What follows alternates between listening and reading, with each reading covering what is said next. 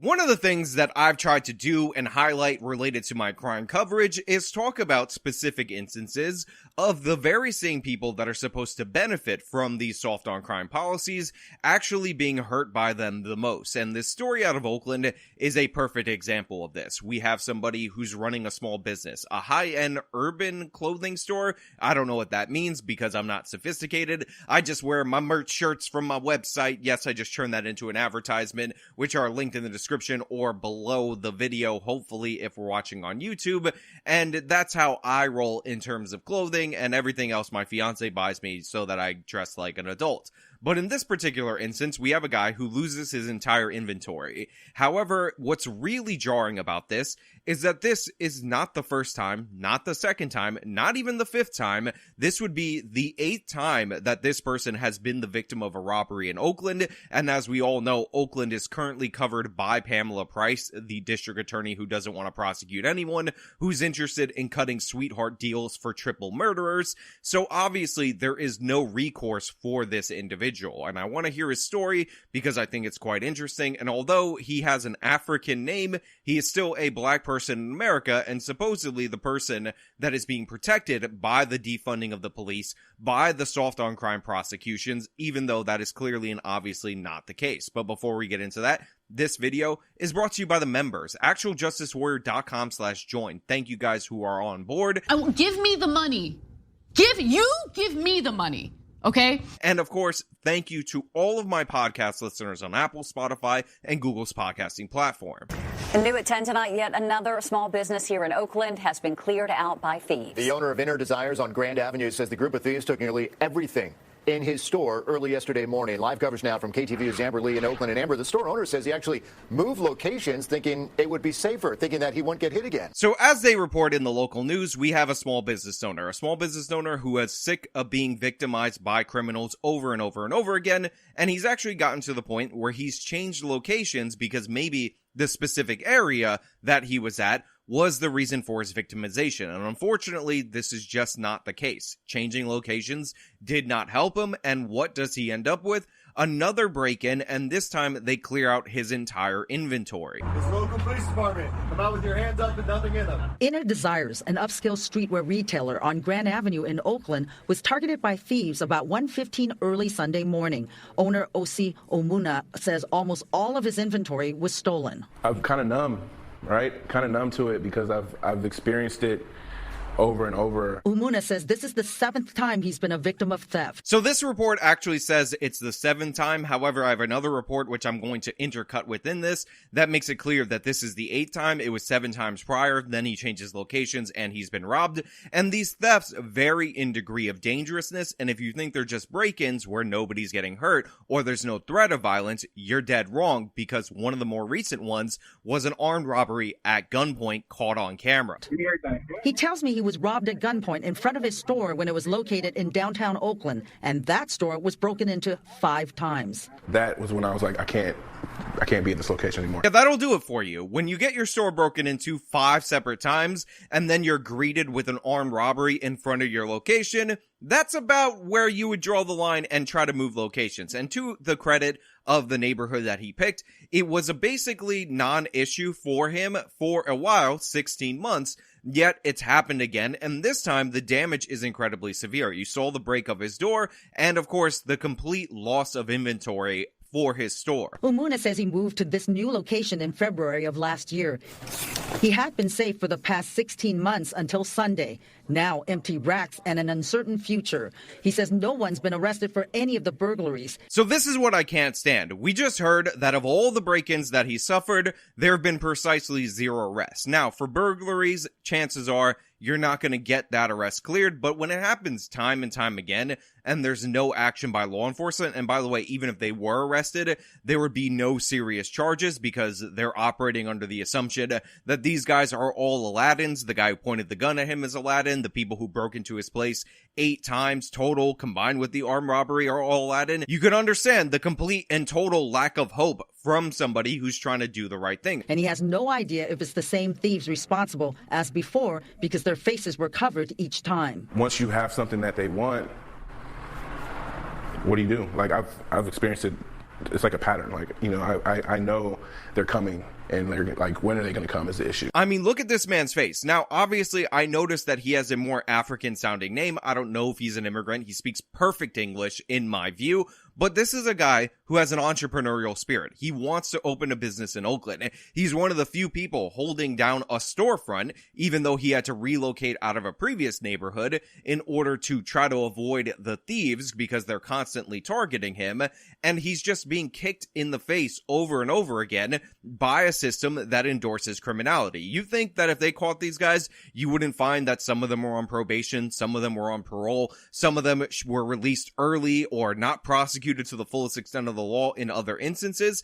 Absolutely not. Of course, these people are committing these crimes over and over and over again. They're in such an organized way. They're in a group. This is just something that they're doing because the consequences of getting caught are not high. He estimates his loss for this break-in to be $60,000. 20 to 30 denim jackets, and up to 200 pairs of jeans stolen. Now you might think, okay, Sean, look, I know it was $60,000. I know it was denim jeans and denim jackets, but the thing is, they're actually going to eat those denim jeans and jackets. When denim gets really soft, you know, when you wear jeans for a long time, it gets so tender, you can't resist the flavor. They're going to feed that to their starving kids. They're just Aladdin, and honestly, this guy deserves it because as a business owner, he's a capitalist, and capitalism, evil. I don't know if you know that, stealing is much better, so we should allow this guy's dreams, his ambitions, and all that to be undercut by the lack of rule of law, even though the nation is supposed to be founded on the idea of rule of law. I don't agree. I don't think so. I know that was a straw man imaginary person I made up, but that person is in fact wrong, and everybody who makes excuses for these thieves, who talk about the dire straits that they're in, don't realize their negative impacts. This guy already closed up a storefront. You think that storefront is filled after it was targeted over and over again by criminals? Likely not. If he closes this store, guess what? You have a vacant office space. That is blight. That's going to drive down the prices of other places in the area. On top of that, other businesses are likely to close because it's not like the thieves are just targeting him in particular. And we've seen the office space filling in San Francisco and in Oakland be down dramatically, even worse than other places in the country. So what's going to happen when all of this area looks abandoned? It's going to draw in more criminality. And yet again, we have another instance where people are being driven into poverty by criminality, not the other way around. If you work at this store and this closes, guess what? You got no job. If you work in any of the adjoining stores and those stores closes, guess what? You got no job. You're totally screwed over. All these businesses are packing up and leaving, and this is just one example of a small business, somebody of African descent trying to do right in the city of Oakland, and he's just being put down by the system and by these criminals time and time again. The store is also a venue for live music shows, meet and greets, and pop-ups. On Friday, rock bands performed here. He says his business model is to help artists.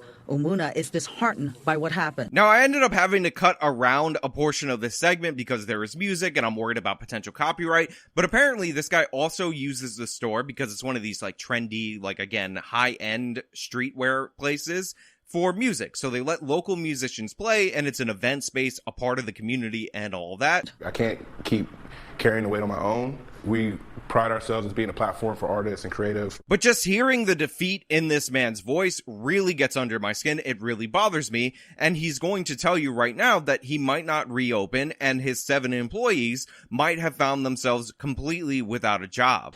The owner tells me he started a GoFundMe to help pay rent and wages for his 7 part-time employees. He says if and when his store will reopen is up in the air. Now look, he has a GoFundMe to pay his rent, to pay for the merchandise, to cover the wages of his employees during the time that they're closed while they're fixing up the damage and trying to replace inventory. I'm going to link that in the description of this video. If you want to support this business person, please go ahead and do so. But for those of you who are like, well, he's staying in Oakland, so honestly, if I throw the money, it's good money after bad, I do want to point out that there's another segment where he talks about the idea of moving on to a completely different area. And in this regard, I also support this man. If you're going to be an entrepreneur, if you're going to be a creator, if you're going to be somebody who creates value for a community and the community spits in your face over and over again, then I'm on board for you moving to a better community. I'm on board for you moving to a place that's not going to allow the criminality to run wild. Set up your business elsewhere without all the hassle of the criminals that are just running amok in your area. So I'm going to cut to this other segment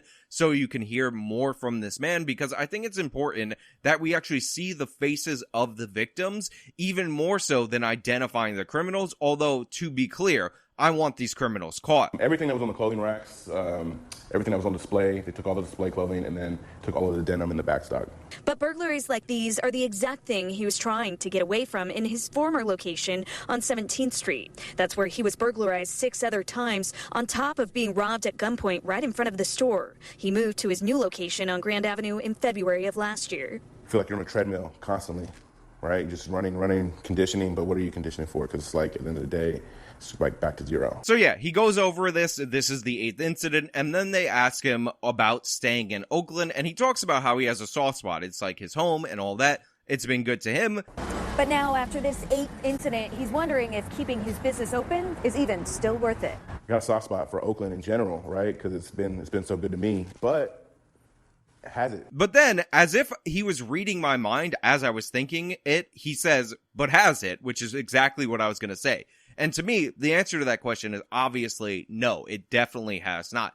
Now, I will also want to point out the crime statistics related to this specific area, related to Oakland, so that you can see them, so that you can see how big of a problem they are having right now in the city of Oakland. According to our ABC7 neighborhood safety tracker, the latest available data from Oakland police shows that burglaries have been increasing since 2020 and have been spiking overall since 2018. Meanwhile, the clearance rate for these cases continues to go down. So I just want to point out that the problems in Oakland, the problems in California, coincided not with the pandemic in terms of burglaries, but actually coincide with progressive reforms in criminal justice. I would also point out that if Emma Vigeland were looking at this chart, she would say, oh, actually, crime is down compared to that giant surge in 2018 and 2019. Therefore, it's a non-problem because crime is down compared to that point, even though the trend is significantly up from what was the norm for nearly 2 decades prior to this giant increase. But of course,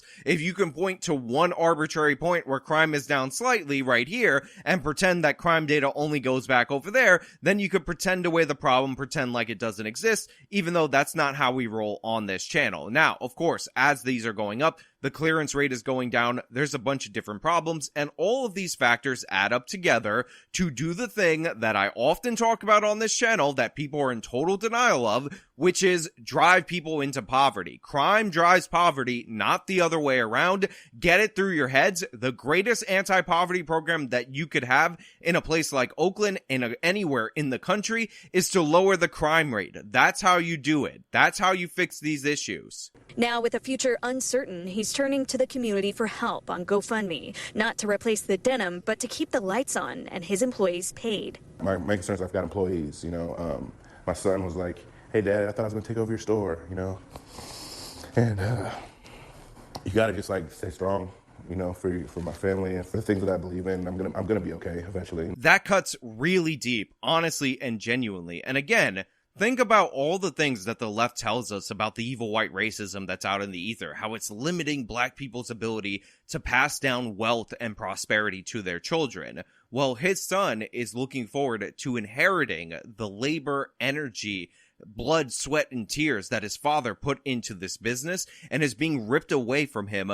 by these criminals. They're taking that legacy. They're taking that inheritance. They're taking that generational wealth that supposedly the evil white racists are preventing black people from building. Well, here's a guy in his son's life trying to hand it down to his son, doing everything right in society, and he has to deal with the prospect of that not being a possibility. That sucks. It does not need to be this way. It never needed to be this way. All we have to do is fight back, repeal the stupid laws, get rid of these terrible terrible district attorneys who don't prosecute anybody and actually go after these criminals for the scum, for the community destroying monsters that they actually are. I'm sorry, buddy, if you think that they're Aladdin or anything like that out there in the audience, but when you point a gun at a man to rob him of his clothes, when you break into his place 8 times, you're not a friend to the community. Your tragic story ends. I don't give a damn what led you to that point. As soon as you're committing a crime, you are the enemy of society, and dealing with you is priority number 1.